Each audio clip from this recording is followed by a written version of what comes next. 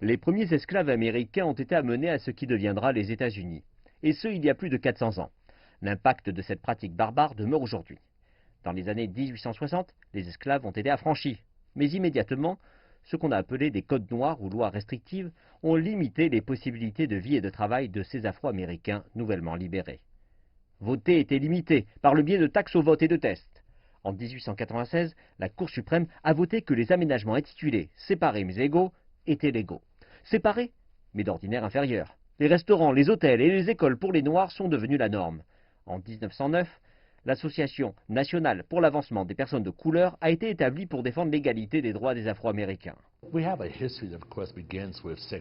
Nous avons une histoire qui débute avec la ségrégation et en traitant différemment des personnes selon leur couleur de peau. Comment établir des solutions qui prennent en compte cette réalité? Comment garantir que nous soyons concernés par ceux laissés pour compte et les aider à s'élever? Dans les années 50 et 60, le mouvement des droits civils des Noirs a permis d'obtenir que la ségrégation confirmée par la justice était illégale.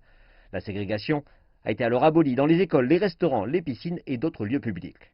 L'acte sur les droits de vote et celui sur le logement convenable ont apporté davantage de protection, mais des siècles de racisme institutionnalisé ont eu un impact profondément négatif qui persiste.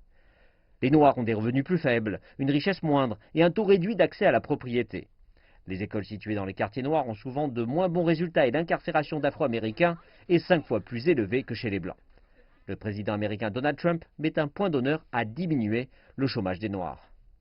Alors que nous apportons des résultats pour les Afro-Américains. Et le candidat assumé des démocrates, l'ancien vice-président Joe Biden, s'est engagé à du changement. Nous savons qu'il y a du racisme institutionnel dans ce pays, et ce même avant que l'on soit un pays. Cela n'a pas commencé avec Donald Trump, cela ne terminera pas avec Donald Trump.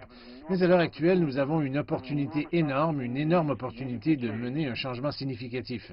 Mais la disparité entre les Noirs et les Blancs a persisté indépendamment du locataire de la Maison-Blanche. Certains appellent à des indemnisations ou à un fonds spécial pour les Afro-Américains afin de créer un plus grand terrain d'égalité à leur égard. Le sens profond du mot réparation est de réparer les dégâts causés par ce commerce d'esclaves transatlantiques, des questions comme Jim Crow, les codes noirs et d'autres formes de discrimination qui ont été mises en place et qui sont une conséquence de l'esclavage.